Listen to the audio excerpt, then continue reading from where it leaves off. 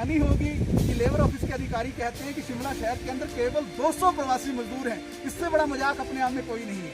मैंने उनसे जानना चाहा ये आंकड़ा आप कहाँ से लाए, तो वो कहते हैं कि हमारे पास रजिस्ट्रेशन ही इतने की है, जबकि हकीकत ये है कि 25,000 से ज़्यादा मजदूर यहाँ काम करता है और प्रशासन अब ये कह रहा है कि 1200 मजदूरों की हमने मदद की है, तो जो 24,000 बाकी मजदूर हैं उसका क्या होगा। इस कहकर कि 11 करोड़ रुपए की हमने राशि जारी की है, तो 8 लाख मजदूरों में से केवल 1.5 लाख मजदूर जो है वो कल्याण बोर्ड में पंजीकृत है।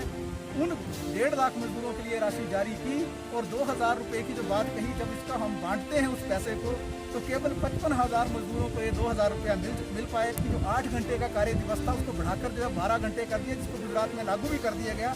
इसका सीधा मतलब ये हो जाएगा कि 24 घंटे की जो शिफ्ट, जिस तरीके से 24 घंटे में जो काम होता था जिन उद्योगों में, उनमें 3 शिफ्टें चलती थी 8-8 घंटे की, जब 12 घंटे का काम हो जाएगा तो 2 शिफ्टें चलेंगी, यानी एक शिफ्ट का मजदूर यानी 1/3 मजदूर की अपने आप ही छंटनी हो जाएगी।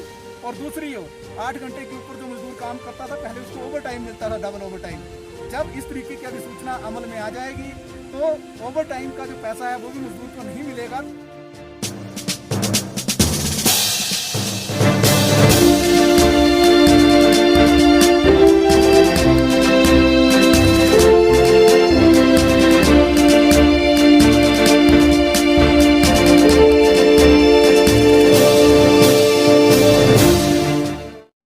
आज अखिल भारतीय आह्वान पर हिमाचल प्रदेश के अंदर विभिन्न जनवादी संगठनों ने धरना प्रदर्शन किया। इनमें C2, DYFI, SFI, एडवा जैसे संगठनों ने पूरे प्रदेश भर के अंदर ये धरना प्रदर्शन आयोजित किया। ये धरना प्रदर्शन कोरोना महामारी के दौर में मजदूरों को राशन उपलब्ध करवाने, सभी मजदूरों को 7500 रुपये की आर्थिक सहायता देने, मीडिया व IT कर्मियों की छंटनी बंद करने, जिसके संदर्भ में C2 महासचिव ने प्रधानमंत्री को पत्र लिखा और औद्योगिक मजदूरों को कोरोना काल का पूरा वेतन देने व छंटनी पर रोक लगाने आदि मांगों पर जोरदार प्रदर्शन किया गया। इन प्रदर्शनों में प्रदेश भर के हजारों कार्यकर्ता ने केंद्र और प्रदेश सरकार के कोरोना काल के स्वास्थ्य दिशा निर्देशों का पालन करते हुए हाथों में प्ले कार्ड व चार्ट पकड़कर अपनी मांगों को सरकार के समक्ष रखा। इन सभी जिलों में जिलाधीश के माध्यम से प्रधानमंत्री महोदय को 15 सूत्रीय ज्ञापन सौंपा गया। इस पर C2 राज्य अध्यक्ष विजेंद्र मेहरा ने कहा कि केंद्र और प्रदेश सरकारें इस महामारी के दौर में मजदूरों की रक्षा करने में पूरी तरह विफल रही है। मजदूरों को पेट भरने व जिंदा रहने के लिए राशन चाहिए, लेकिन उन्हें राशन की जगह प्रधानमंत्री और मुख्यमंत्री भाषण ही नसीब होते हैं। प्रदेश के ज़्यादातर उद्योगों में 22 मार्च के जनता कर्फ्यू के बाद ठेका मजदूरों को कोई वेतन नहीं दिया गया है। शिमला नगर निगम के टूटू स्थित सॉलिड वेस्ट मैनेजमेंट प्लांट में 10,500 रुपये वेतन लेने वाले मजदूरों को मार्च में केवल 2,000 रुपये वेतन दिया गया है। बद्दी के स्टील वर्ल्ड उद्योग, जिसमें लगभग 1,000 मजदूर कार्यरत है, वहाँ के मजदूरों को वेतन की अदायगी नहीं हुई है। ऊना के सबसे बड़े उद्योग ल्यूमिनस में ठेका मजदूरों को वेतन भुगतान नहीं हुआ है। कमोबेश यह स्थिति ज़्यादातर उद्योगों में है। केंद्र सरकार की 20 व 29 मार्च की अधिसूचनाओं का खुला उल्लंघन हो रहा है, जिसके अनुसार मजदूरों को समय से वेतन मिलना चाहिए व उनमें कोई कटौती नहीं होनी चाहिए। हिमाचल प्रदेश में पूरे देश की तरह ही असंगठित क्षेत्र में कार्यरत मनरेगा व निर्माण मजदूर सबसे ज़्यादा प्रभावित हुए हैं। प्रदेश में इसकी संख्या 8 लाख से ज़्यादा है। इनमें से प्रदेश सरकार ने 4,000 रुपये की घोषणा श्रमिक कल्याण बोर्ड से जुड़े हुए जिन मजदूरों के लिए की है, उनकी संख्या केवल 1.5 लाख के करीब है।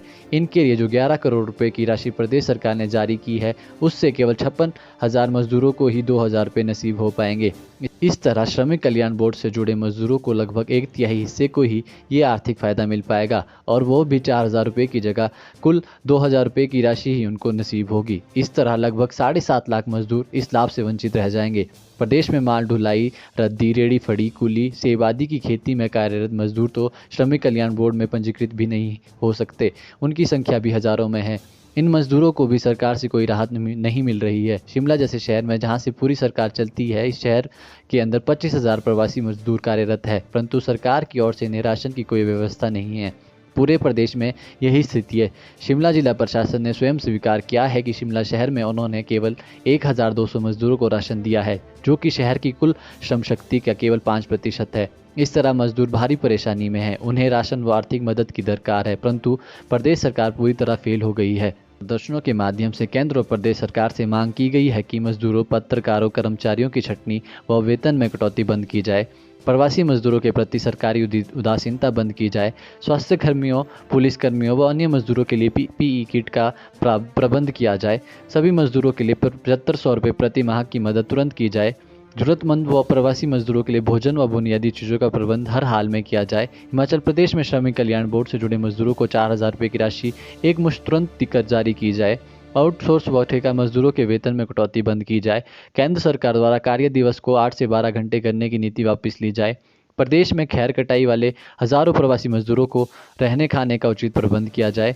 मनरेगा निर्माण कार्य को सुचारू रूप से चलाने का प्रबंध किया जाए। बजट में की गई वेतन बढ़ोतरी के अनुसार मजदूरों को वेतन का भुगतान सुनिश्चित किया जाए।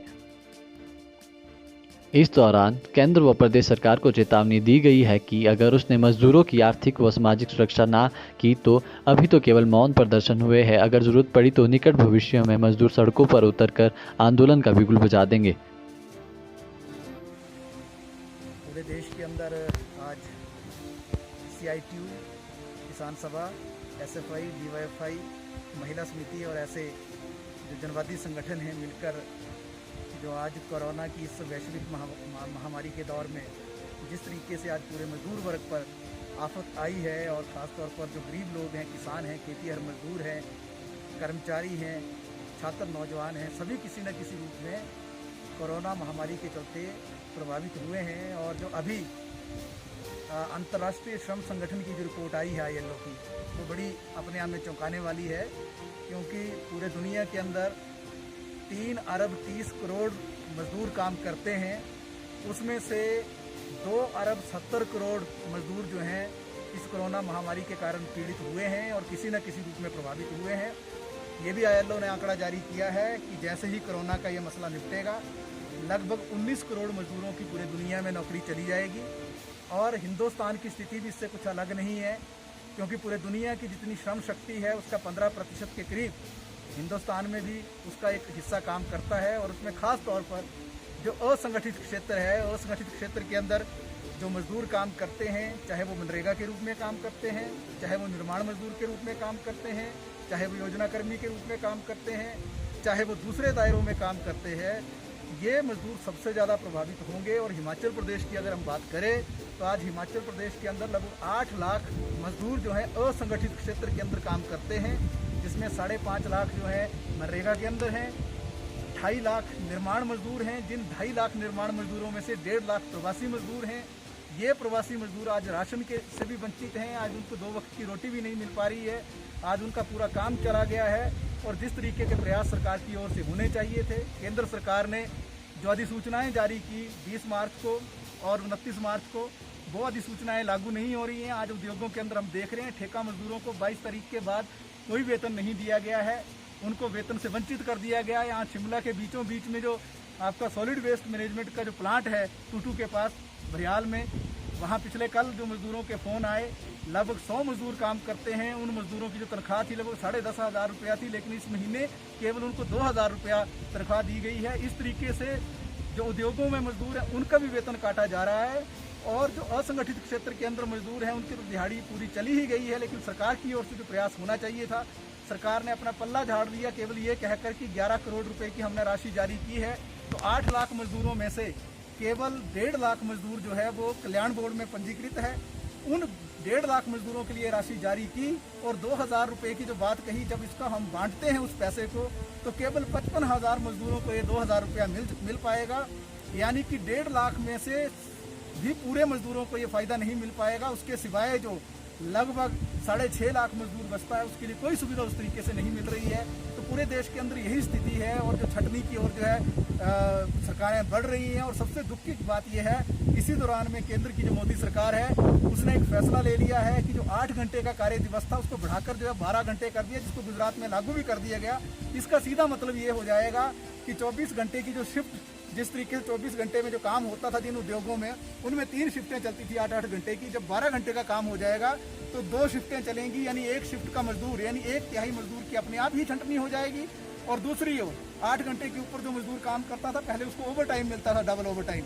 जब इस तरीके की अधिसूचना अमल में आ जाएगी तो ओवर टाइम का जो पैसा है वो भी मजदूर को नहीं मिलेगा। तो इस तरीके का पूरा हमला है। और शिमला के अंदर हम बीचों बीच देख रहे हैं कि शिमला के एक विधायक जो ठियोग से ताल्लुक़ रखते हैं, जो अपने आप में मजदूर नेता रहे, आज के दिन में किसान नेता हैं, और जो CITU के राज्य अध्यक्ष भी रहे, जो मजदूरों के बीच में काम करते रहे, वो इस बात को लेकर आज अनशन पर बैठ गए हैं कि शिमला के अंदर जो 25,000 जो प्रवासी मजदूर हैं, उसमें से मजदूरों को जो है राशन नहीं मिल रहा, उनकी कोई प्रशासन मदद नहीं कर रहा है। पिछले कल मैंने लेबर ऑफिस में फ़ोन किया, उनसे ये जानना चाहा कि प्रवासी मजदूरों को किस तरीके से आप मदद कर रहे हैं, कि उसका कितना आंकड़ा है। आपको हैरानी होगी कि लेबर ऑफिस के अधिकारी कहते हैं कि शिमला शहर के अंदर केवल 200 प्रवासी मजदूर हैं। इससे बड़ा मजाक अपने आप में कोई नहीं है। मैंने उनसे जानना चाहा ये आंकड़ा आप कहाँ से लाए, तो वो कहते हैं कि हमारे पास रजिस्ट्रेशन ही इतने की है, जबकि हकीकत ये है कि 25,000 से ज़्यादा मजदूर यहाँ काम करता है, और प्रशासन अब ये कह रहा है कि 1200 मजदूरों की हमने मदद की है, तो जो 24,000 बाकी मजदूर है उसका क्या होगा।